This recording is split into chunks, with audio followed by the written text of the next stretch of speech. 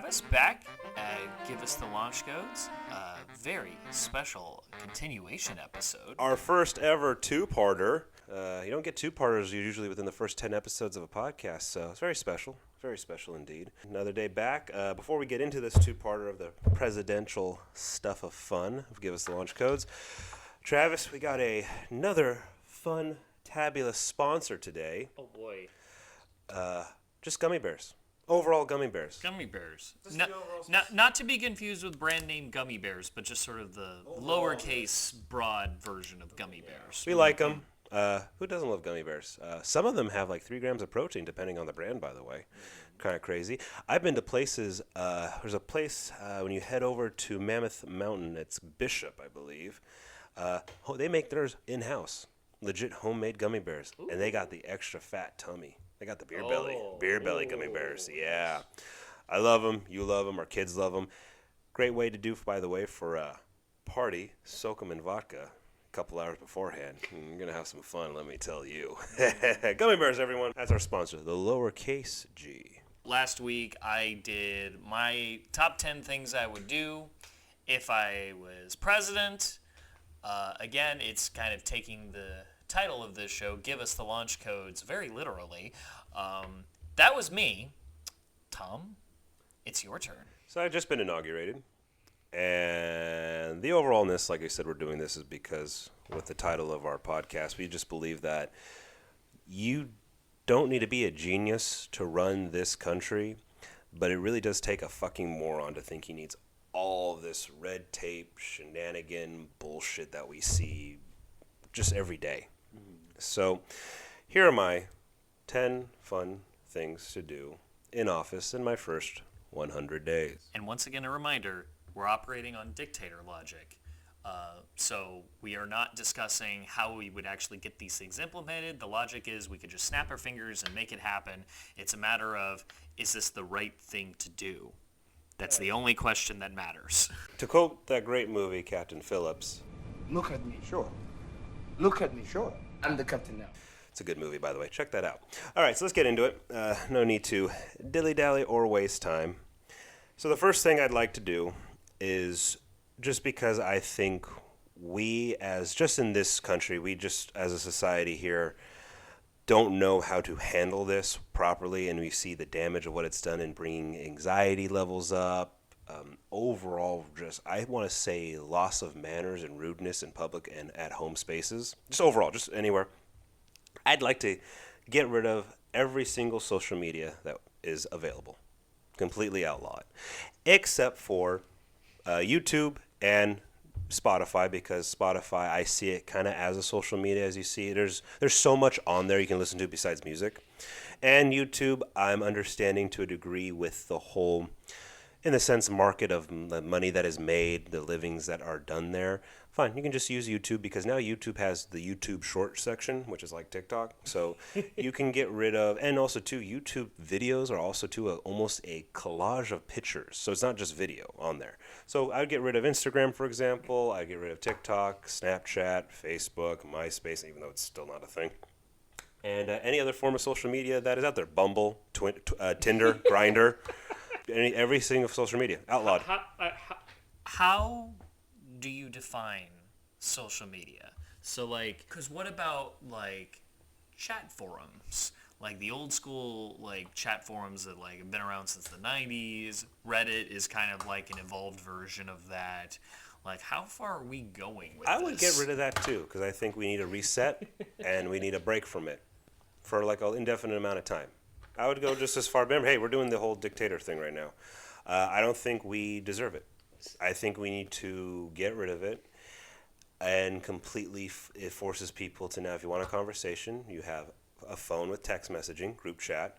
You can have a phone call, or just walk yourself over to the person you want to talk to. You do know why those like group chat apps like WhatsApp or Signal or Slack. You know the reason like those exist is to like bypass like phone carrier stuff. Yeah, but now text messages are so cheap, so you can just text.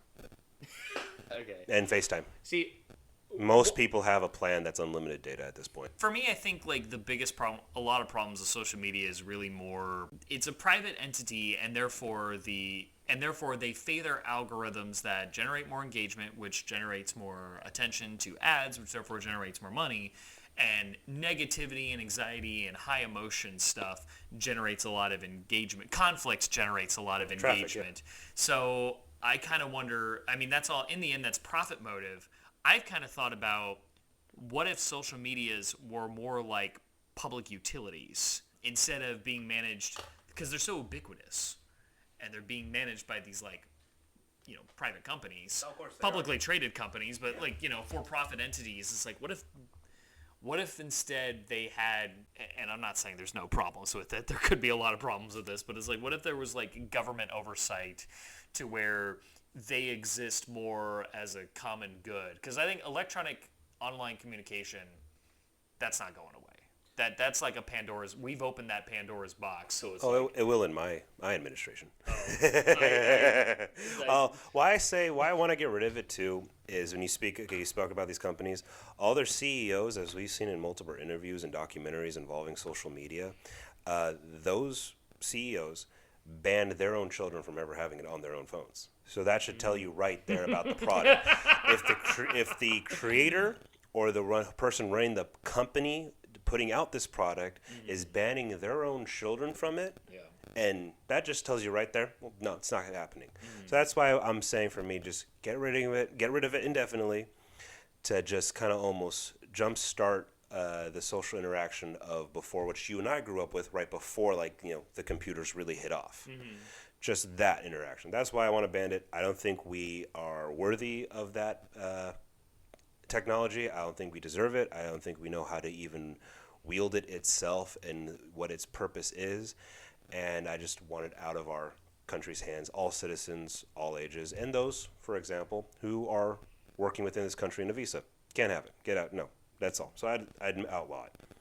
Second thing I'd like to do, and I know what you touched upon with your administration, is, again, the reworking of the school system. Now, I would like to bring back the Department of Education, not in the sense of, again, like you said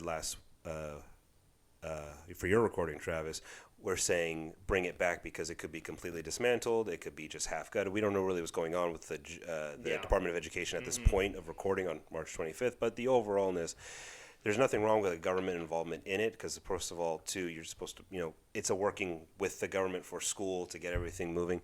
But how I want to rework it differently compared to you is, it never made sense to me that by the year 12 of being in school, so senior year of high school, I'm still having to take an English class.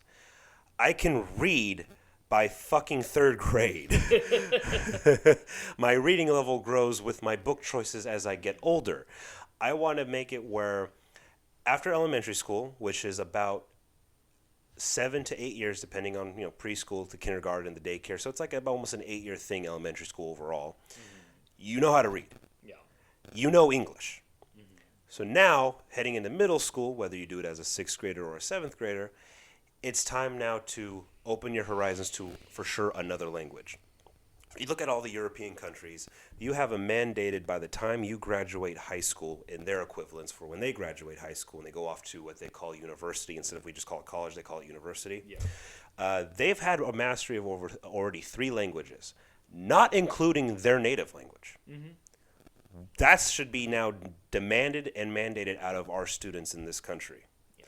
I think our American kids have the ability to do it. It needs to be pushed a little bit, you know, a little push, and encouraged.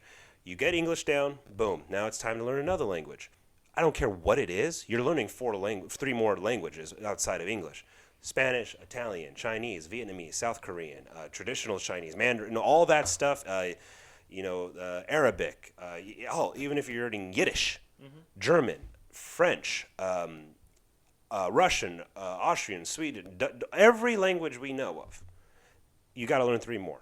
I want to encourage that. I want to push it. I want to force it. I want to make it a recommendation that when you become an adult outside of high school, you're able to work with the world in a business sense, because you've got 3 more languages on your belt. And to push it further, I don't want it to be where it's like, oh, I got Spanish and Italian down. Well, if you've never noticed when you talk to people who speak Spanish and Italian, there's a lot of similarities. So the extra languages you learn have to be a complete divergent of each language. They can have no actual linguistic connection. I want a completely like just opposite of itself languages that you have to learn, like German and Chinese. There's no connection to that shit. So we are bettering our next generations. I see what you mean, and actually, when I'm reminded about like I already know how to read by 12th grade. Why am I taking English again? I'm reminded how like news companies, like newspapers, they have a mandate of like they try to write articles with like I want to say it's like an 8th grade reading level in mind, maybe even less. So there's this idea of like you're assuming that your mostly adult readership is not like as literate as an adult is expected to be. Like questions like, do we need to maybe we should have English class into 12th grade, but also it's like I also hated my English classes. I hated it too. I could have been doing something else. It made me hate reading for a while because it's like I don't want to read these books. I don't want to waste my time. Most English classes make you hate reading, and reading should be fun and enjoyable. I used to love reading, and when I got out of high school, I read more. Again, it's like I feel like I would have appreciated those classes more if there was like actual media like if there was a proper media literacy component like I talked about last week, and that kind of thing. That you can see the difference of what I'm trying to do in a sense. Like that's the one class. Yes. That juniors could take in high school. I'm talking about now it's time to push your brain. Yes. And it's on you to read at home with your family, like to encourage that kind of like growth of the brain development. For example, another thing I'd like to do, starting in 7th to 8th grade, I really think what would be great to do, and it's kind of a way of what people say, bring back shop class. Why not for the first 2 years of middle school? Yeah, there's a couple other like educational classes you're taking, maybe a little higher math, a little higher science, your history. Mm-hmm. Well, let's add a trade. Like you're going to learn a trade. Yeah. You can go the plumber route, the electrical route, or the carpentry route, construction. Mm-hmm. I started working when I was in 6th grade, dude. Mm-hmm. I did painting, I did lawn work, I did carpet cleaning, I did apartment maintenance. That's a great skill to have. It's just an overall well-rounded skill. There's nothing wrong with learning how to mow your own fucking lawn. There's nothing wrong with knowing the proper ways to get professional paint on your walls. Mm-hmm. Carpet cleaning is a great skill. My dad was a carpet cleaner for a while before I was born. It put food on the table. I got to watch him do it a couple times when I was younger because he kept his equipment. It's awesome. Nothing wrong with learning a trade. Mm-hmm. I think that'd be a great thing to push in middle school for 2 years, where by the time then you're a freshman, you actually have a trade down. So no matter what then you choose to do in your life, if like, hey, did college work out? Did that dream job not work out? Did you drop out of college? Did the acting not work? Did the songwriting not work? Did something that you attempted to be the big bucks not work? Guess what you got to fall back on? Yeah. And how much do plumbers and electricians make? Oh, yeah. It's a great fallback because it's not a fallback of saying like, well, I got that. It's like, well, I'm not too bummed because still making close to, 6 figures. Mm-hmm. So it's like and there's nothing wrong with learning that trade at such a young age. So then when you get into trying to do it as an adult to apply for it, you're not going like, actually, I need you to do more later on. It's like, no, ready to go. And now companies have people young, hot, ready to go, like with fire in their belly. So I'd like to push that in just middle school specifically. You know what other class needs to be added? Financial literacy, aka how to do your taxes. Like everybody has to pay taxes, yet they don't teach they don't teach like teenagers like how to do them. The ins and outs. I still don't know how to do my taxes. I'm thankful that I have a tax lady that does my parents' taxes. That it's like, yeah, I'll do your taxes, and that's worked out for me. But I don't know how to do that shit by myself. It's not also, and also too would help with those kind of classes. You bring it up, and I'm glad you did because that'd be an awesome, great class to bring in the school system. It's almost too not saying like, oh, so I can do my taxes completely by myself. Nope. Let's say you get a tax person. At least you're both on the same page. Yes. It's just to be literate of it, not to just master it, just to be literate. It's like a way to avoid getting screwed, and if we had more financial literacy courses offered like standardized public school kids, it might diminish the amount of scams that are successful. We'll call back to one of our episodes. Go back to an earlier episode, yeah, like, because then you can kind of know, like, the whole, like, your bank account doesn't have this mysticism to it anymore. Like, you know the ins and out of how that works, how banks work, and then if someone tries to scam you, you could be like, I'm gonna call my bank. I'm gonna call my bank teller. It's like Jurassic Park.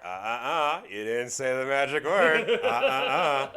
No, and I like to do that for the school. And then when you get into high school, by that time, for example, you're on your third to fourth language in high school. Mm-hmm. Really, like within 2 years, I believe in 2 years you can get a language down rigorously. Yeah. So the 2 years, middle school. 2 years, the first half of high school, the 2 years, the last half of high school. You're on your second to third language. You're really getting down. Do a fourth one. Push it. That's when you start going like, okay, what do you guys want to do in your life? Like, really, what do you want to pursue? What's your, like, it's like the way they talk to you about applying to colleges. You got your reach, you got your low. What are you going to reach for and what are you going to settle for? Okay, what's your reach job? What's your settle job? Because your settle job, you chose your engineering. You chose engineering or you chose electrical, plumbing, carpentry. You chose a trade as your settle. Yeah. Let's talk about your reach. In those 4 years, you're starting to work on being a lawyer, starting to work on being a doctor, starting to work on being a dentist, a cop, anyone who needs a BA or a master's to actually have that job. You're starting to work on being a psychologist. Mm-hmm. You're starting to work on maybe being a business owner in the sense of stocks or running a construction site or running a tech job. You're working on coding. You're doing something for 4 years so then when you get to college, now you're just perfecting it. Yeah. It's just to get the younger generation ready earlier instead of way later, or instead of feel like, I don't know what to do. I think that's what we should do for our schools in the sense of reworking it. The first 8 years, let's hammer down what they need to know. Get it in, get it out, let's go. Then it start to get ready for adulthood where they can choose stuff, they get ready. So right when you turn 18, you just graduate the cap and gown, I got a good paying job already. Mm-hmm. And I'm saving up for the car, or I can just move out already, or maybe I got married young, maybe I can have a family earlier. Yeah. Not, I'm going to start a family at 19 or 20 because I've already done 2 years of this job with, so much money coming in because I already know how to be an electrician. Mm-hmm. I had a kid when I was 40. It's nice to maybe have it younger. I'm not saying, to force people to have kids younger. I'm giving you have this option now, this wide range of how to do your life in now a 20-year range to do it instead of like, I waited so long. Mm-hmm. Or I did it so early. Oh shit, where's the money? Mm-hmm. It gets stuff flowing, gets stuff moving, gets the economy going because now young kids have all this money. Mm-hmm. So I say that's how I'd like to rework the school system, by forcing this into it. So 3, this is an overall thing I've always thought about because I've seen it a lot just in life. I'd like our officers better trained. And this is not what I'm saying where it's like, you need to learn how to do this and why aren't you like this? And I know in my head's like this. It takes about 6 to 8 months to be an officer when you get into the academy. Like, not the signing the paper stuff, but it doesn't take that long to be an officer. Do you know how long it takes to become a barber? Like, it was 3 years to get the license. You almost wonder like if there are less academies and more just factories. I heard someone complain, presumably a lawyer. It's like, why did it take like 4+ years for me to practice the law, but it takes them half a year to enforce it? Yeah. Like, that doesn't really make a lot of sense. And I'm glad you brought up lawyers too. Wouldn't it be nice if both a cop and a lawyer, both on the same side, like on different sides of the case, for example, or on the same side of the case, if it's a prosecutor, whatever the lawyer's prosecuting or defending, they both have an understanding of the law, and it's this perfect working together for the justice system. It's not like that lawyer got this fucker back on the street. It's like you know the same law to the same level of degree. That's awesome. It's like you should have gotten better evidence. But no, that's it's like if the defendant got off, well, you didn't get good enough evidence to where the lawyer was able to weasel his way out of it. Wouldn't that be great if our officers, one, not only had the same level of understanding, and I'm not saying like those big hotshot lawyers that make those 12 mil a case, but like they had a great understanding that a lawyer has. That'd be great to have on the street. That kind of knowledge. Mm-hmm. Two, they also should have better training in the sense of, one thing is example, when they have to work with those who are autistic or have a mental illness, that understanding to just identify before you approach the person or suspect, whatever the case is being called for when you get your call on the radio.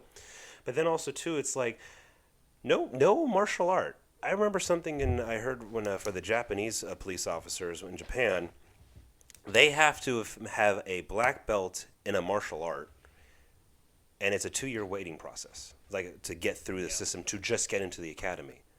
Mm-hmm.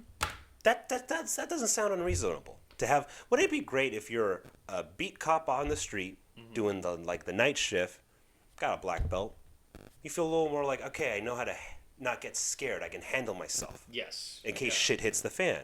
And then also too, I hate it sounds dumb to say it, but like exercise classes. How many fat cops have you seen in your life? Oh, I've seen plenty of fat You cops. shouldn't be fat, and you should be in shape. You should be. I'm not talking you to have like a dick root with an 8-pack and a Greek god body like Brad Pitt, but you should be in athletic shape where you can handle yourself in any situation. I remember my grandfather, when he first joined, he was a police officer in Houston. He said, and this is back in the 50s, he said when he first joined, they had a minimum height and weight requirement. They didn't have a maximum weight requirement, but it was like you could not be shorter than 5'8". And you cannot weigh less than, I think, 165 pounds. That makes sense, the minimum part, yeah. You get what I mean, though. It's to better train these officers, the men and women who are protecting and serving, because there's those unfortunate moments where shit hits the fan. Yeah. It's also, too, you're in shape, you're healthy, you have a good education, and then you have a mastery of hand-to-hand combat, so then you're not reaching for your gun. You know that thanks to certain Supreme Court rulings, police in this country are actually not... We've been fed this lie that police officers are here to help you. Legally, they don't have to do shit. There have been several Supreme Court cases where officers were sued because they didn't enforce a restraining order. There's like one particular case where a divorced dad ended up murdering his ex-wife and his kids, even though he had a restraining order on him, and the police didn't and the family of the victim sued, saying, hey, the police were obligated to help this family out, and the Supreme Court says, no, you can't do it. There's another incident where in a New York subway, a guy was going on a stabbing rampage, and there were 2 cops in the other car. They didn't intervene until a passenger took it upon himself to restrain the assailant, and then the cops entered, but the cops were a bunch of pussies. They were looking out for their own ass. Obviously the person who restrained the assailant, he sued and he lost, because in this country, no, the cops are obligated to save their own hide, which I'm like, well, which is it, propaganda-wise? Like, are you putting your lives on the line for the safety of the little man, or are you going to protect your own ass? The Uvalde shooting, where they're just like, they got the normal cops, they're like, we're going to call in SWAT, we're going to call in, state troopers, and they're just standing around, dicking around. Some of them actually went inside the school, but only to get their own kid, or they got pulled out, or they only went in to get their own kid. Fuck everyone else. That's why I would implement and force better training overall, because the thing I saw for police officers is they are the last remnants of a knight. You're protecting and serving the common people. You're holding up. You're supposed to be looked up to. You're in the badge and everything. You have a gun. You're in the uniform. You are a modern day knight. You are. And you should be trained like one in all forms of combat, in literature of the law, so you know the ins and outs of it, and then the extra stuff needed for your health, for safety, and the confidence then to even do your job even 110, 120%, because it's a dangerous, demanding job, but what you are volunteering for, because no one's forced to do anything. You volunteered, you chose it upon yourself to protect and serve your fellow man. So I would like I want to fund the police more. I want them to have better training to make it all safer at night.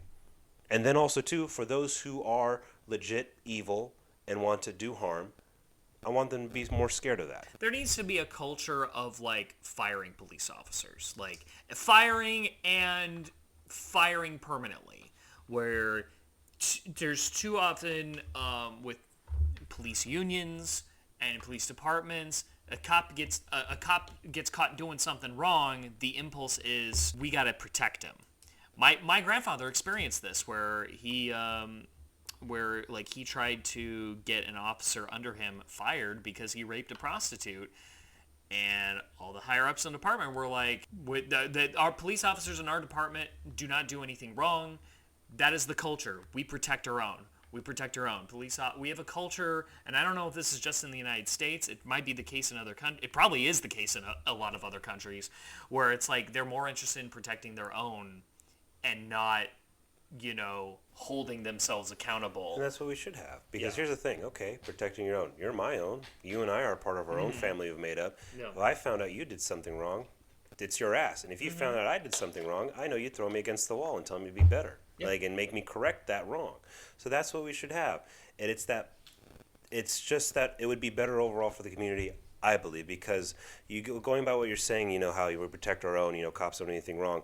There's a great quote from a cop show called Southland. I know you haven't seen it yet, but this one quote has stuck with me since I was a senior in high school. That's when it aired. We hold cops to a higher standard because we give them a badge and a gun. But the only problem is we recruit them from the human race. You got to hold each other accountable. You got to push and strive for perfection in this field, and I would love to fund that so we can get there. So when you see a cop on the street, it's an automatic, I don't care, it's automatic salute. You're like, I'm safe. In this 5-mile radius, my family and I are safe. I'm going to have a great fucking day. I want that. All right, the fourth thing, and this is where now it's going to get a little crazy because I know we've talked about this before, but me being this dictator right now, I feel the way about this for some time because I want to basically a hall smash on this, a flush and fill of our prison system. It's completely corrupt. I bet there's some prisons there that are run squeaky clean and what it's need to be done, but there's too much we've heard about of, like for example, I think it happened about 2 weeks from this time of recording. There was a juvenile detention center where they found out that the guards there were forcing gladiator matches. Oh, yes, I did hear about that story. They were placing bets. It's like some Sons of Anarchy shit where... No, it's gladiator matches. It's like, no, it's like in season 3 of The Walking Dead when we meet the governor and they do those night fights. Oh, yes. It's like that. It's like, no.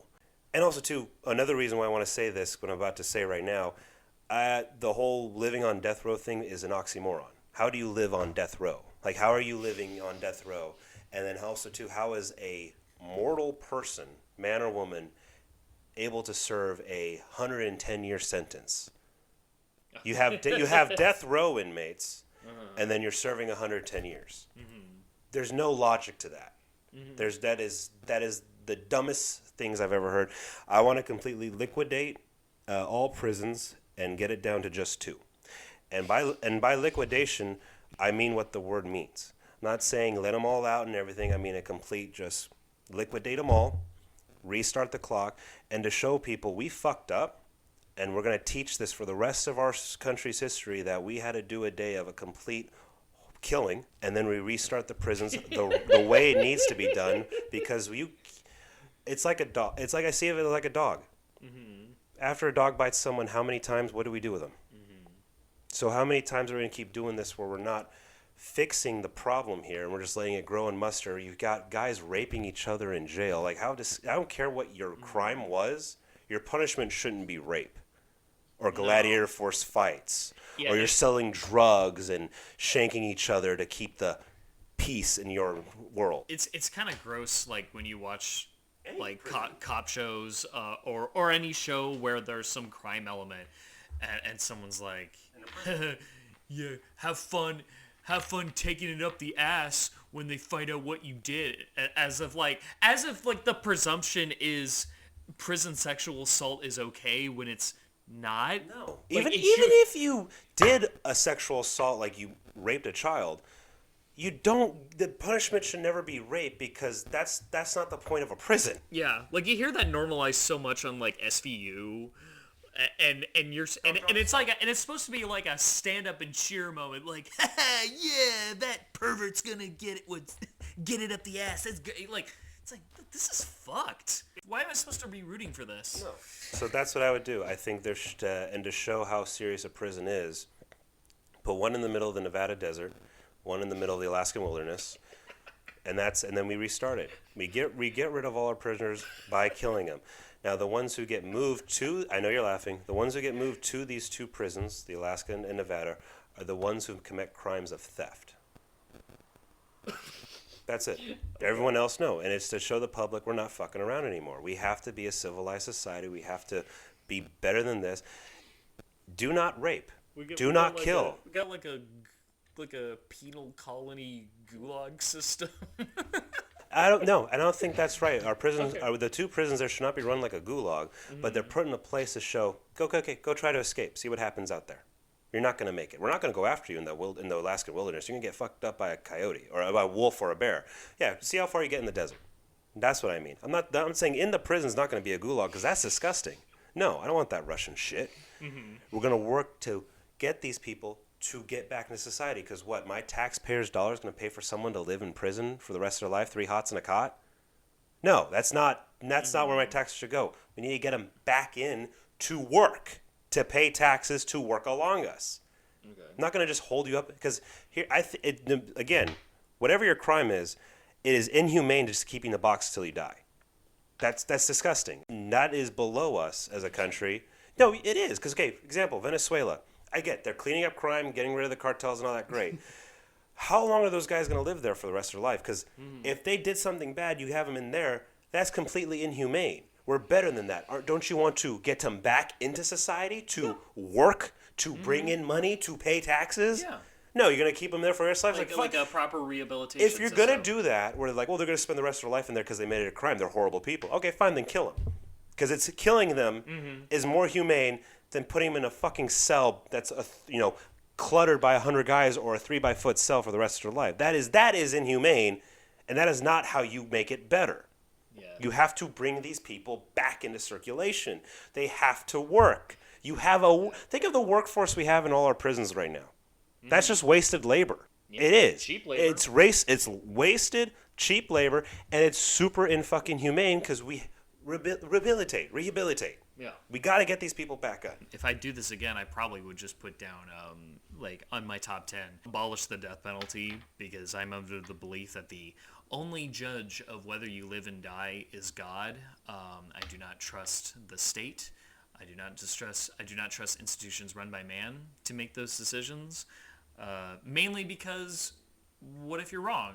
What if you screw up? And so, like, my counter-argument to the it's inhumane to keep a man in a cage for the rest of his life is that there's always the possibility that he was in that cage by mistake, and if at least you figure out, oops, we screwed up, sorry, well, at least he's still alive. And you didn't kill him and which would be the bigger oopsie. But I'm... You're not the president right now. Yeah. But that's how I feel about prisons. I think it's a disgusting stand in our country. It needs to be reworked, and unfortunately, the only way I see to work that is a hall smash. But then I believe it could show the country, straighten up, people. Like we're not fucking around anymore. We can be better. The world needs to look up to us, and we're going to show them that we had to do something awful to get there. Yeah. And also, there's another law. There's another thing I want to do, and I'll kind of go back to like what I would do as crimes. So I'll get to that a little later. Fifth one, I want to get the homeless off the street. That's also a workforce. Look at all the people you see that are homeless from whatever age group. That's a massive workforce that we can utilize. Let's get them working. Let's get them off these disgusting, unsafe streets. How cold and how hot it can get. They're sleeping in their own filth. They have all this trash. And also too, it's just terrible for us because we're walking down the street and I can't walk down it. And I might step on something. Yeah. So me more so than you, because I've seen where you live. Your area is nice, but here, homeless people are kind of everywhere. There's a part where I live. It's kind of creeping. Oh, okay, all right. I haven't seen that part. It's a part. It's there. But what I'm saying is just you got a workforce. Everyone works. Let's start taking care of each other. Let's also at the same time as we're taking care of one another, what Jesus wanted, we're also going to encourage, come on, man, you got to push yourself too. It's a two-prong approach. Let's get them working. Let's take care of each other. Let's get these people jobs so they can get fed. But at the same time as they're getting fed, we're going to teach you how to clothe yourself. You're a big boy. Come on now. You're having a bad time. We're going to help you get out of this bad time. Yeah. But you got to be able to wipe your own ass now. Yeah. It's that. Or maybe they do. They just don't have a place to wipe it. Like I said, they need a shower. Help them out. Yeah. But then once you know they're on a good footing by getting them the job and the tools they need, time to start doing it on your own now. Do you believe in the concept of housing is a human right? You mean having just a roof over your head? Yeah. Do you think that should be a human right? If it's your choice to want to be in a housing, yes, because some people like to live in the wilderness. Good for them. Go have fun out there in the woods. But also, of course, because we're past this thing where it's like, what's my next meal? I don't know. Let me grab my bow and arrow and figure that out. But by the way, there's water dripping down between the two logs on my roof. That's what civilization is. When do we start becoming more civilized? When do we start getting more better about taking care of those near us? It's funny, you say housing is a human right and we should be taking care of yourself. How many families do you know who don't even take care of each other? Like, how disgusting is that? You have a fucking family member, cousin, aunt, uncle, nephew, niece, grandma, grandpa, mom, dad, brother, sister, who are about to be on the street. Yeah. You're not taking them in? How many families do we see, for example, this fire that we just had in our state of California? Yeah. They're all saying, the majority of them are saying, yeah, I don't have a place to live. I'm living here. I don't have a place. I'm like, dude, where's your fucking family? Even if they're across the other side of the fucking country, where is your loved ones? Where are your friends? When I thought you were getting evacuated, I was starting to get, when I thought, for example, that fake evacuation text you got, yes, I was getting my house ready for you and your dog and wife when we were talking on the phone. And I was getting ready to head over there because I thought, oh, Tom is probably far enough away from this. I was getting ready. Did you know that? I was like this. Okay, well, I guess Hudson, our youngest one, my youngest son, he's going to have to sleep with me and the wife. Thomas has his own room because he's my oldest. Yeah. Denise and Travis are going to have to sleep on the couch in Hudson's room because we have it set up for that nursery area. And their dog, we're going to set him up in a warm spot in the garage and kitchen because we don't like indoor dogs, but we're still going to have it set up for your dog. I had it ready like that in seconds. I'm like this, okay, they're going to do that. And then I was thinking like this. Shit, after this day, they're going to want a hot meal. I'm just going to order pizza. I think I have some clothes for Denise and Travis to wear because they're probably not going to be able to take all. I was going through the list because I'm taking care of you. That's what we should. I got to say, it's really nice to have community. Like, I can think of, like, what feels really good to me is I have at least 3 different houses I could go to if for whatever reason I can't be here. Yours, my parents, my in-laws. And you know what's best about those 3 places you just said that you can go to? Guess what? There's no eviction notice you're ever going to get. As long as you need. Nope. As long as you fucking need, dude. Yeah. And that's why let's get these people off the streets. Let's get them fed. And it's like let's encourage them. Hey, hang out with us. Let's get you a job that might just at least interest you. We all have to work. We have to do something to pay our taxes, people. I want everyone to work. Let's encourage that. And I would put as much money as need to be to do that because then guess what the output will be with the money coming in? The work output and the money coming in will be phenomenal. Yeah. And then that money could be put back into circulation, helping people get them off their feet and not building bigger bumps for Israel. How about this? There you go. You just said it. Instead of putting the money into war, but then how about this? And once we get to that perfect ideal of no homeless, guess what you do with that extra money? Who wants to hire their education better? Who wants to expand their mind? Oh, yeah. Who wants to do this now? Now we can get into some of that awesome sci-fi shit we read about in like 2001. Yeah. Or in Tomorrowland, or in any great sci-fi novel where there's that bit of fun utopia. Let's get into the fun shit. Let's fund some stuff. Let's put it into this. Or, like any country, we'll just dump it all in the savings. Da-da-da, da-da-da. Yeah.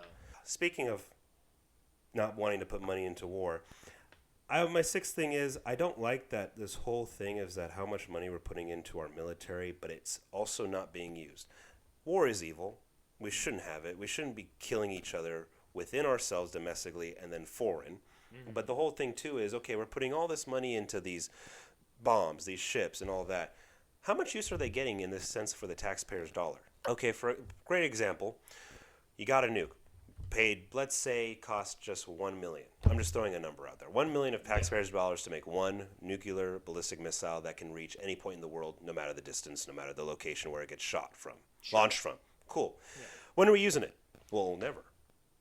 So why do we waste all that money? I get it's a deterrent, but at some point, that shit's got to be used because it's taxpayers' dollar just collecting dust. This is not like, well, when you buy this collector edition comic book, you never touch it. I'm technically still using it because I'm going to resell that fucker. You can't resell a nuke. I challenge this then. Either we start downscaling our military, or, okay, fine, start fucking using them. Yeah. We've heard this talk all the time about, all the gangs we have within our country that, they want to get rid of. For example, we're deporting all the bad people right now, right? The criminal. Yeah. So they say. Yes. Fine. Let's put Marines on the ground in our country to attack these gangs.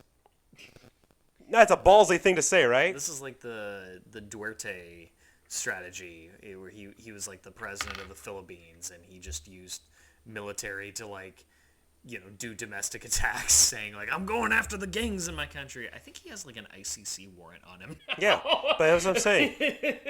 We have this standing army. We have all this crime within our country from gangs of all races, colors, and creed.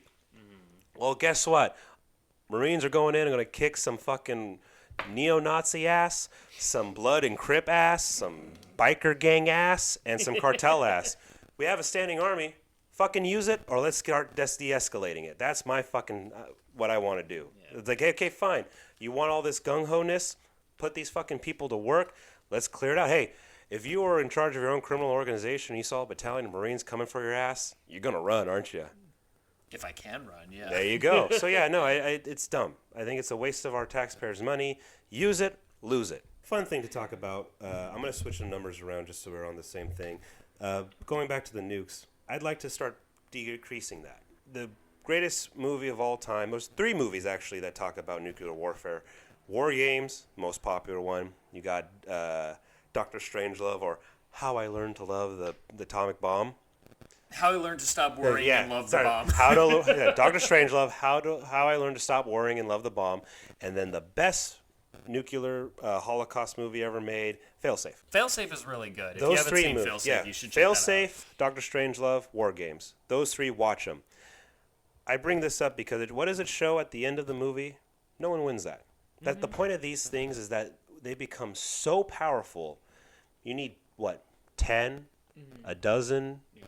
World's over. It's life is over. Yeah. I want to start, so there's no point. If our great nemesis Russia has almost 6,000, we have 5,000. We don't need 5,000 then. They have 6,000, the world's over. Because if they, let's say this, they fired all 6,000 right here on this country alone. Well, if you fired all 6,000 just at one central location, it's going to reach the whole world, globally. Yeah, what is it like? We have enough nukes to destroy the world 2 times over? No, 10. 10 times over? It's 10 times over. It's been that way for a decade, for over a decade now. We have enough to do it 10 times over. Yeah. And it's within, and you know what? How long that 10 times over would take from the start of launch to impact? About 10, 12 minutes. You know how many clean reactors we could probably build by taking all that, harnessing all that nuclear energy from these? Yeah, I want to decrease our nuclear weapons to be more palpable down to 5. And then use that energy. Really harness that energy to really kickstart everything our hearts and minds can imagine for this country. Yeah. Because it makes no sense where it's a deterrent. Yeah, this deterrent causes basically nothing but unimaginable horror. Wouldn't having how many nukes do we have? We have over 5,000. Over 5,000. Wouldn't 1,000 be enough of a deterrent? No, I think 5 would be. Yeah, there you go. No, fuck that. I'd argue 5. How many? Okay, fine. Since we're talking about specifically Russia, how many major cities are in Russia? 3? Yeah, I don't know the makeup of Russia but you get what I'm saying? Like the high density population cities. Yeah. That's what I'm saying for just this thought we're having. Yeah. You don't need 5. I want to get it down to 5. I would like to get it down to 0 because there's no winner. That's the point of those 3 movies we talked about. The way to win is not to play. Just get off the board. Take your pawn, take your piece, get it off the board. I understand why we used it in Hiroshima and Nagasaki, but those 2 nukes are firecrackers compared to what we have now. Oh yeah. So that's why it was different back then. It was a world war where we're facing an enemy that did not understand the word surrender because they were the old breed samurai still, pumping in their veins. But those two nukes we dropped, Little Man and Fat Boy, they're firecrackers compared to everything we have now. It's a firecracker. Hell, I think the Moab bomb has a bigger blast radius than that shit at this point. So no, this is a different mindset. We've created weapons of complete just mass destruction and annihilation that would take away everything. Just not only our species, any life form. It would boil the oceans. Get them down to 5, harness that energy, and output it to really push our country further into the technological future. Here's the thing. What were we supposed to get about a few years ago? Remember the hoverboard? Supposed to get it around this time. 2001: A Space Odyssey. Guess when that was set in? When it came out in the 60s. 2001. We're nowhere near that shit, and we should be. I'm okay not having the hoverboard, but I do kind of feel bad that we don't have the space age future we were promised. The moon would be a flight to Vegas. That's what the movie 2001: A Space Odyssey in the book. Yeah. A trip to the moon is like taking that flight to Vegas. It's a turnaround. Yeah. It's awesome. You have fun. You got stewardesses. It's insane. So no. Let's harness this energy. It's wasted. Another thing I want to get to, something crazy I've always thought of, going on again about how the fact is you don't need be a genius to run this country. You just are a fucking moron if you think you need all this shit to do it. I want to downsize the number of politicians that are in this government. And by that I mean, how many senators are there? Do you know by chance offhand? Like the 100. number? There's 100? 2 per state. 2 per state? Yeah. Okay. And then there's 438 members of the House of Representatives. Okay. And that's done by, districts that are created using population as a metric. So that's what? Just a little over 500, right? We have 538 seats in the United States Congress. Okay, total. and that does not include governors, correct? No. Yeah, that's a separate thing. Why I bring that up is because I want to fire those 500 people. I think the senators should be the governors of the state. Get rid of them. You're the governor of your state. You should know what the fuck's going on. You have a job here. You got elected to be the governor of a state. You should know the ins and outs, top and down of your state. It's your goddamn fucking job. You represent at the Congress. You get rid of those 500 politicians completely. Get rid of them. And that includes their advisors. That includes their staff. Get rid of them. This kind of reminds me how, senators used to be elected by state legislatures before they were elected by a popular vote. And I think I now understand the logic of that, which is now you brought this up, because I think it was that way the state government can coordinate the interests of the state with the senator. But now that's done by popular vote. Cut the middleman out. Yeah. I think the governors, there should be no senators. The governors are there. What are you going to bring up? I wanted to bring up something funny. So there's 5.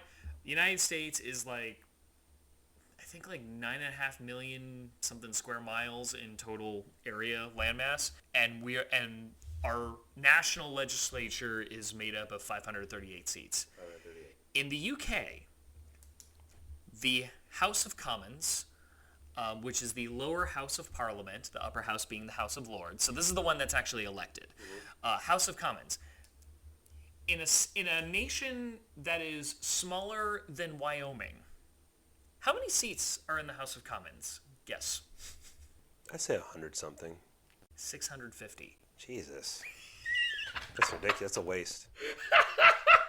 So it's 650. If I understand this correctly, I think it's 650 little districts. There's a chance that you probably know your local member of parliament, or MP as they call them. I don't personally know Robert Garcia. He's my U.S. congressman. I don't know anyone even in my own city council. So that's what I'm getting at is just for the taxpayers' money, which is a big thing right now in the sense of saving and cutting budgets, get rid of those 538 people. The governors get their asses on a plane to fly to Congress to represent and discuss. Mm-hmm. It's your fucking job. Deal with those work hours you deal with those work hours kind of thing. And then, because I understand how it's okay, well, that's 50 states, that's an even number. Speaker of the House is that odd number to just balance those votes, because I know that'll be brought up. And then also, too, I don't like it because I think it's too much power. and I think also too it's another waste of taxpayers' money. Cabinet, one, should not be elected by the president. And that's a horrible, disgusting power to get rid of. But also too, I think the vice president just should be the cabinet. But vice president, they always make that joke like, oh, it's a symbolic job. You don't do shit. Well, I'm not fucking paying for someone to do to jack shit. Put that fucker to work. Get to work, dude. You're going to be the cabinet. You're going to do all that shit. Oh, it's a hard workload. Well, then don't run. Don't take the ticket. Don't take the nomination. Don't say, yes, Mr. President, I'll be your VP. You're going to have a hard fucking job on your hands with the president working the cabinet positions. See, I have a very different view of like how things should be reorganized. One, I'm just an admirer of the parliamentary system that a lot of European countries and Canada use. So I'm just an admirer of that, where it's like you vote for the party, and then like the head of state / head of government that is like picked by the majority party in the legislature, and there's a lot of like, and also it's like there's a lot of inter-party disputes that basically prevents that like the prime minister from like getting too uppity and power hungry and stuff like that. That stuff I find fun and interesting. I also had this fun idea that like you keep the cabinet. I do agree with the idea that like these like departments are run by people that actually know what they're doing, which is hard to believe right now in this current administration, I know, because it's just picked by... Trump just picked a bunch of yes men who don't actually know what they're doing. I mean, a wrestling executive is in charge of the Department of Education. So His wife is. Well, I think she was an executive in the WWE too. Like I never saw her face ever anytime. Well, you know, she didn't like... She wasn't like a personality, but I think she worked behind the scenes. I get where you're coming from, but it's just... I get what you're saying, but what I meant by this is it's a waste of taxpayers' money how many people are on the payroll. Like, I had this idea, and this is sort of inspired by how my hometown's town council work. We don't elect the mayor. The mayor is like a rotation. So it's like one member of city council serves as mayor per year. And it's like rotated. Don't a lot of cities do that actually? I think there are a lot. Yeah. Not Long Beach. I've heard about that though. Yeah. And so we elect members of the city council, and then whoever is mayor is like a rotation every year. And so I kind of thought, well, what if we instead elected / re-elected, if we want to have a re-election system or whatever, members of our cabinet, and they would be like staggered. To where, you know, you're not electing the cabinet all at once. And it has no correlation to a full presidential election. And they would take turns being president. Cool. I mean, I could be dumb, but I was just like, what if we tried that? And that way, because I think a really big problem with the presidency is that it puts so much power into one guy.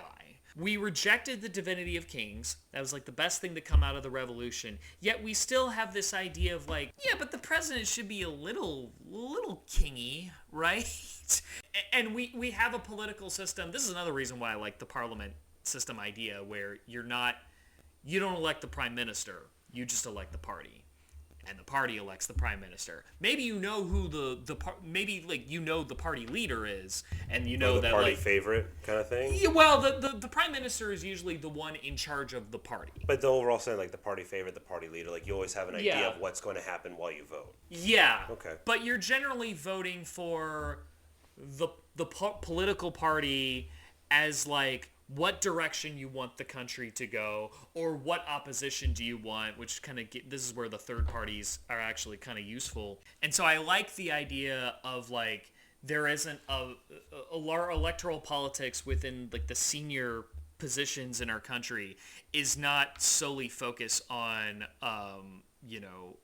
just one guy. Like who is the one guy, the one great man that's gonna save us all? It's a decision that we have to decide every 4 years, which means we have to put a lot of undue, inhuman burden on the candidates. Like you can't be human. You have to be godlike. We put all this emphasis on you. You have to be perfect.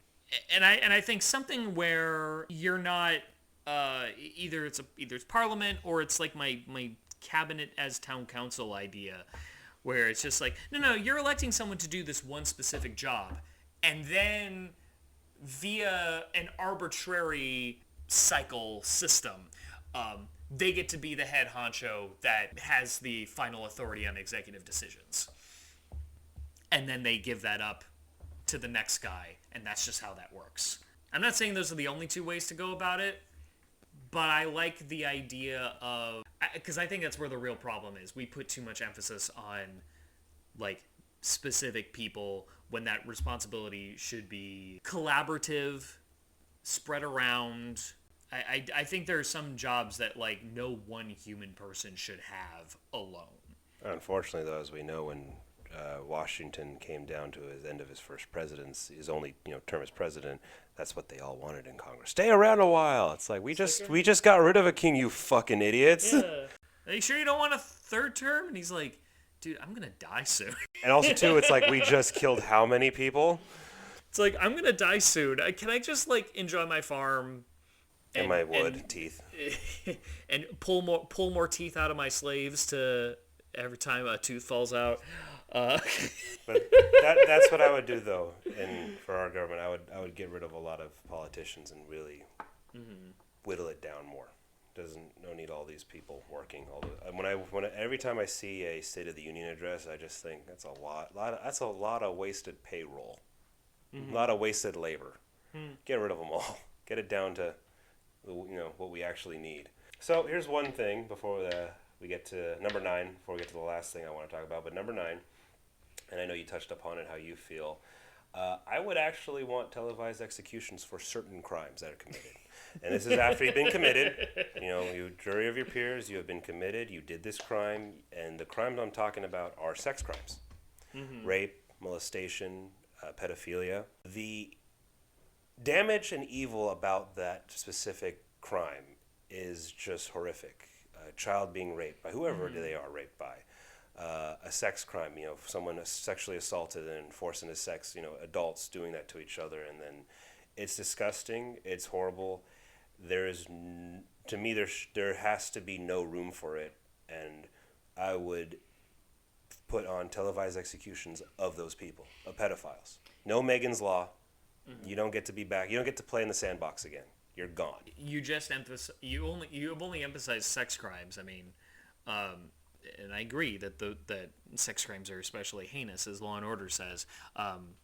What about murder crimes? Because you're depriving someone of a life. So here's what I come down to murder. I'm glad you brought that up. I was actually waiting. 1, if it's in self-defense, okay. And if you can prove it. Well, yeah. If it's an accidental murder, no, I'm not talking about a DUI. Like manslaughter? No, like where you've heard stories where it's just you accidentally, you dropped your baby over the ledge. Like those horrific, unfortunate accidents. They were legit. I accidentally killed someone, and I had no intention to do it. I think it's like manslaughter crimes. Yeah. Oh, I thought manslaughter was something else. Sorry. No, I think manslaughter covers like reckless accidents. And you can prove it was complete, unfortunate accident. Yeah, not intentional. You serve time, and that's it. Now, when it comes to the DUI stuff, like I was drunk and I drove, you're going to jail. Yeah. You need to feel that pain you caused because, yes, you chose to drive drunk. When you're drunk, you're not sober. You're not completely in control of yourself. Yeah. You got it behind the. You're going to go to jail and you're going to feel that pain. Now, when it comes to the serial killers, like you've killed multiple times, you get a televised execution. And by televised execution, to go into it more, I'm not talking about the needle. I am for sure not talking about putting up against the wall with a firing squad. Good old rope. Now. Hangman. Yeah. That's what I mean. Cool. Now, what if, different kind of crime, you were either in charge of a bank or an investment firm, and you deliberately set out to manipulate the market with like a housing bubble or some sort of market bubble, and you caused a big economic disaster. Should the individuals that say were responsible for the 2008 recession, do you think they should be executed publicly? No. You know what I think should happen to them? Despite all the lives that they you ruined with an economic disaster? You don't know what I was about to say. Okay. You don't get hanged. Okay. you're going to get fed to sharks. It's not a funny... I wasn't making it. I know you're laughing. Okay. You're going to be put into a shark tank. Okay. Because you're going to experience what drowning is, and you're going to experience what being eaten alive is. Okay. Because that... You get a more gruesome death. You get and it's televised. And I'm saying televised for certain crimes. Now, I am not fluid in all the crimes. I just know the big ones that I feel that are evil and disgusting, because it's to scare the shit out of the public. Yeah. Okay. Because I get it in our heads. Some horrible, disgusting shit can float in our heads as a thought. Yeah. It is your job as an adult to keep that as a thought until you die. Because you can't control that shit. That's because that's some scary 1984 shit controlling our thoughts. Yeah. You keep that shit in your head, never vocalize it. You keep that right in between your earlobes. You're an adult. You're controlling yourself. You're putting, the leash on you. You're keeping yourself in check. Once you act on that horrible, disgusting, awful, just ungodly crap, yeah. Now, last question on that is, since these are executions, usually executions happen, it's like midnight, the day it's set. Sunday prime time, 10 a.m. Right before football. Oh, okay. So not prime time, it's in the morning. Well, I mean prime time, I mean like the prime spot of like Okay. right after church and right before football kickoff. I was going to say, you could do it, at least with midnight, it's like after the kids go to bed. No. And you can get away with showing No, it's snuff not. on TV. That is you as a parent to control what your kids watch. Okay. Because I know my parents did it with me, and I do it with my kids. Because you bring that up, no. You are as a parent are in charge of your kids. If you can't handle that and you want the government now to do that, go fuck yourself. Not midnight. Now, is it 10 a.m. Eastern or Pacific? Or Central or Mountain, Alaska time, Hawaii time? Let's do mountain. Let's get the middle of the country. Mountain time. Let's do mountain time. It'll be in Colorado. But that's how I feel. For very specific, certain, just disgusting. You cannot come back from crimes, and that what they did to the victim is just irreversible. Or victims, like you said with the stock market. Yeah. You're getting a televised execution. You're getting the rope. You're getting the Shark Tank. Okay. And it's going to be televised. It's going to be played straight. I'm not going to have this, showmanship crap of a presenter. No, It's going to be on C-SPAN. No, it's going to be on one of the four. Okay, is this going to be like, is this like, how like with presidential debates, all the networks cover it? Yep. And then, but You're like, saying what I'm thinking. okay. But it's still going to be like, it's like simulcast and... It's going to be on YouTube Live. It's going to be on simulcast. It's going to be on cable. Have like, but who's like but can like C-SPAN be the host? That way it's like as boring and clinical as you want it to be. They're the ones who, in a sense, are hosting. Yes, hosting it, like running it. Sure, because it did. First of all, you shouldn't be like this. Hey, they're gonna get executed. No, it's like this. Guess what? One of us fucked up. You're gonna watch it, and I hope it scares you a little. Keep yourself in check, people. I do. Televised executions. No showmanship to it. No pizzazzle and dazz. No trying to make money off of it. It's just one of us fucked up. So now we're all going to suffer for about a couple minutes. They're going to, the noose or a Shark Tank. Okay. And I know people said, well, shouldn't the pedophile get the Shark Tank? I'm like, no, they're going to get the noose. You're dead anyway. Yeah, the Shark Tank is for, a Shark Tank should always be, as we say, for bankers. Nice. Okay. Last one. Yeah. Yeah, last one. To kind of double back, again, it's to play off with the homeless idea I had.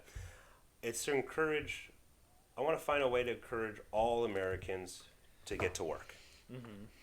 And it doesn't matter what the job is. It doesn't matter if you're, a field hand, a maid, intern at a firm, a law firm. You set up the cable box. You walk dogs. It doesn't matter. We should, no matter what your job is, nothing should be looked down on. You're doing a job. We used to, growing up, we used to look down on people flipping burgers. How disgusting is that? Yeah. Who cares if you work at McDonald's and you flip burgers? I love McDonald's. I've loved McDonald's my whole life. We'll say that. Yeah, people will say that in the same breath as them taking a bite out of said burger. Yeah. Or it's like, oh, you work at Starbucks and just do nothing but coffee. It's like, I love Starbucks. I gave you Starbucks. I have never been disrespectful to anyone of their profession because guess what? They're just working. I just want to do something to encourage all Americans across the board. Get your house and do a job. Get a job. Go to work. And I get it's like, well, what about the housewives? They're working. It's still a job. Like, you know what I mean? Like, you're still working. House husbands, you're still working. Male nannies, you're still just get a job. You're selling comics. You're a door-to-door Bible salesman. Get to work. Okay. I want everyone to work. And I want to take that concept like when I did. I started working when I was in 6th grade. And I was so happy to do it. It's one of the best things that ever happened to me in my life. Because it showed me what a callous is. It showed me hard work. You know how great it is after a 12-hour shift to get a fucking burger and a soda at 7:30 at night as a minor because I worked my ass off. I did great. I had a good time. I'm having a fucking burger out of my own hard-paid cash. I want to get everyone to work. I want everyone to be positive about getting whatever job it is. Get a fucking job to help start paying taxes. I don't care if it's the minimum wage, low bottom job to the 7-figure job with a suit. Yeah. I want to encourage all Americans out there, get a job and do not look down on anyone because of what job they do. That's a disgusting mentality. Everyone, we all need a bartender. We all need a barista. We all need someone to be the maid. You should not look down on them. Say, thank you for cleaning my son's room. Here's your money. Can you get the other rooms going? Every job should have the same dignity from the public to look up to as a doctor, as a lawyer, as a musician, an actor, and even, I'll say this, another job too, because it's unpaying when you look at a stay-at-home mom. There's dignity in whatever you do, and we need to look at each other like that. And if I have to make up some contrived bullshit out of my ass authoritarian law, I would hope if there is, I will make it a law. I was actually when I saw that, I actually had an idea of like, what if it was like a New Deal-esque work program that kind of functioned like a military draft almost. It's not like a military program, but it's like, what if we had something to where, people could be conscripted. Maybe it's like how some countries have mandatory military conscription. What if we had something like that, but instead of our armed forces, it was like having people work a year or two in certain fields. In our fields for our produce and our vegetation. Yeah. Picking up trash on the highway. Yeah. Because here's the thing. And probably some of that depending on where you live, like what industries are in your area. What your community needs. Yeah. And I said the trash on the highway because I really don't like that we have our prison system used as a slave workforce. No, that's wrong. Here's the thing. Absolutely wrong. You can't say we abolished slavery when it's like, well, it's okay to use it in prison. Like, slavery is just... No. And punishment should not be slavery. Yeah. Let's pay people to pick up trash. Yeah. Crazy fucking job. Let's pay people to get a fucking pressure washer or just a big scraper to get the gum off the sidewalk. And yeah, let's pay them a living wage. And, And I'm not... And a living wage, we're not asking to get the fucking 6-bedroom house. Mm-hmm. Just a life. And if we're going to do it like the way, military... Like worse when we did that with the U.S. military, what if there was some version... like civilian version of a GI Bill attached to that, where you do your time working these jobs for a couple of years, and then if you decide to move on to something else, you want to go to college, well, you can go to college. And it doesn't have to be this unattainable thing for a lot of people because of heightening tuition. People don't feel like they have to get a scholarship for it, either by risking brain damage in football or other things like. Or I got to go to college off this bill, and what's nice is I didn't have to say like, yeah, I'll sign up, possibly have to kill a lot of people, but sure, I'm going to college because it's GI Bill. It's like, I went to college on the GI Bill. You're happy about that? Like, you could have killed people to just get an education. That's fucked up. That concept of I did a tour in Iraq, killed 20 of those motherfuckers, and now I'm getting my law degree. Yeah, instead it's I served my community. I served my state. I served my county. I just served. I served my country in a non-violent way.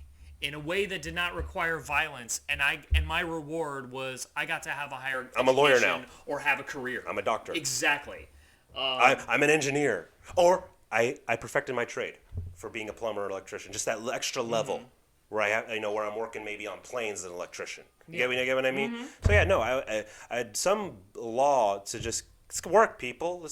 I don't care what it is. Let's get to work. Let's have people who are designated to like do the groceries for the elderly, no matter what. Ba-da-da.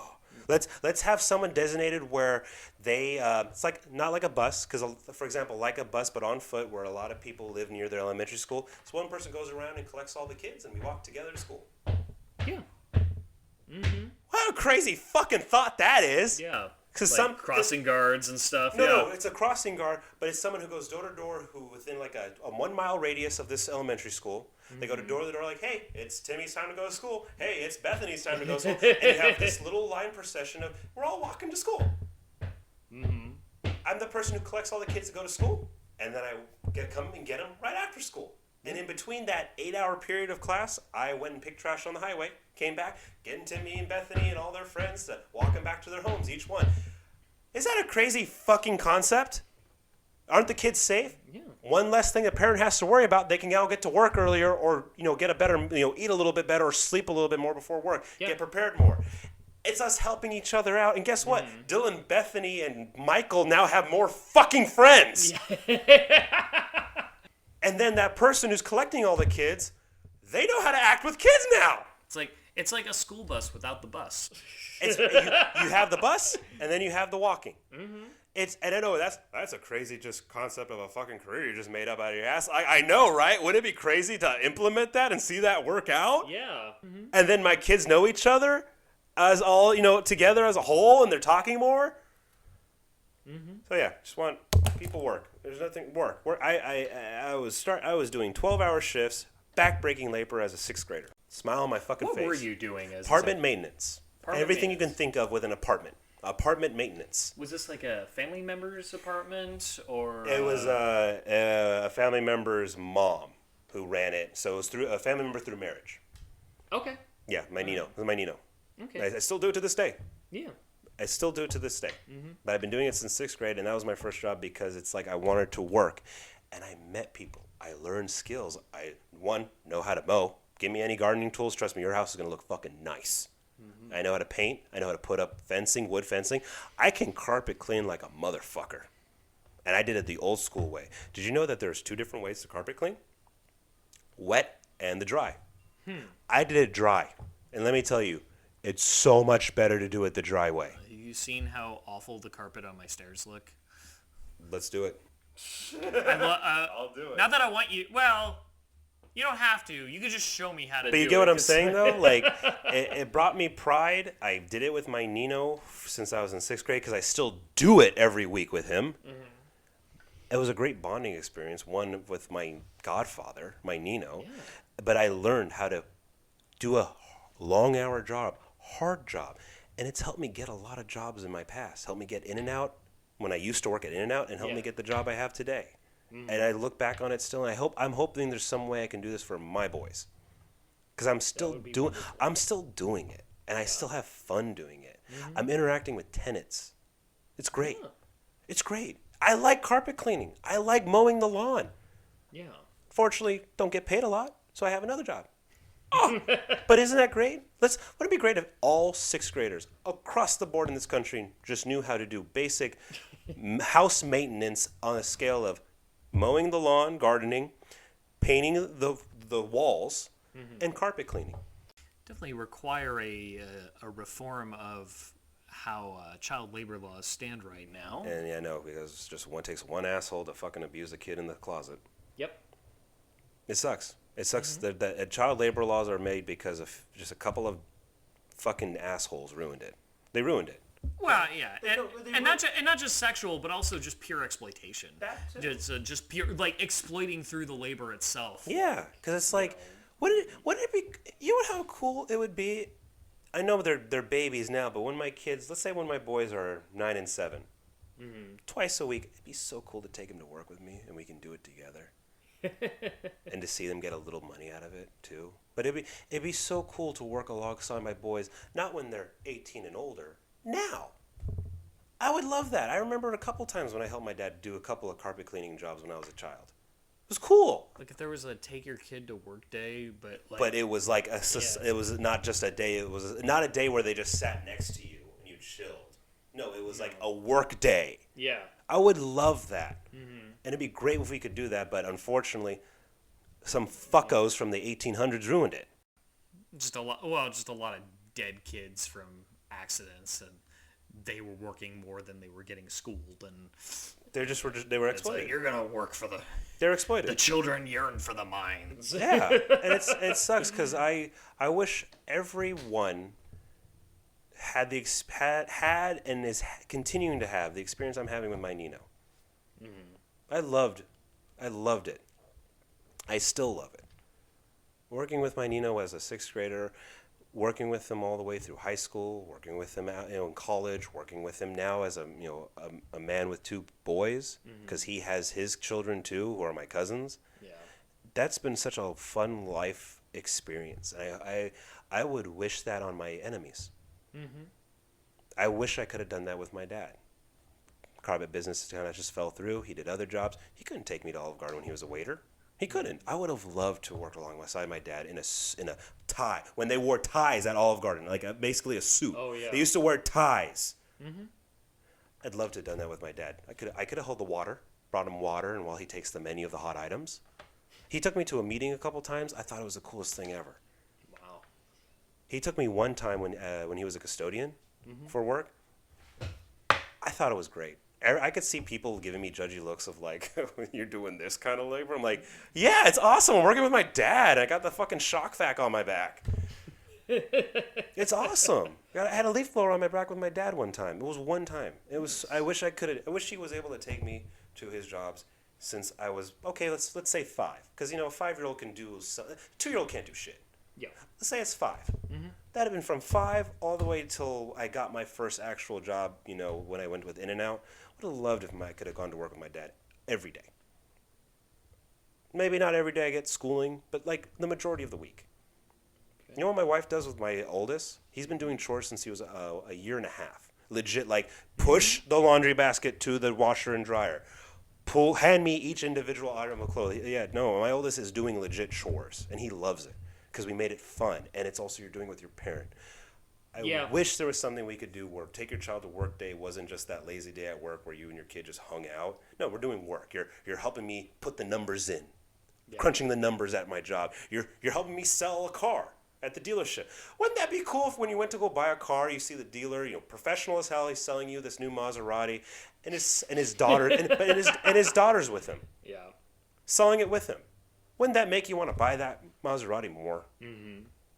More family stuff, and not just the family only. Not just where it's like it's okay if it's a family legit business, and you see a couple of children there working the hosting at the restaurant because it's a legit family. No, it should be everywhere. That'd be great. It'd be fun. I would love to have worked at Olive Garden with my dad. So yeah, that's my 10. So we ended it on actually a fun, happy note because of like what could be, what could be. Well, thank you, Tom. That's our show. Thank you for joining us. No, we did our sponsor. Sorry. Yeah, we already did our sponsor, man. So good. I got so happy with that little moment there that I forgot about our fun sponsor of. I'm gonna have some gummy bears. Let's go buy some. The lowercase G. All right. So that's our show. That's our end of our 2-parter. We did it. Travis and I both had our 4-year term as presidents. Oh, and that's our mascot. And Tater Tot just got home from the vet, had to get a little checking up. If you want to see pictures of him, you can follow me on Instagram before Tom bans it. My handle is @musicalnotextr. Meantime, thank you for joining us for Give Us the Launch Codes, as Tom loves to say. Good afternoon, good evening, and good night. I'm going to go work with my Nino now. Bye, everyone. Bye.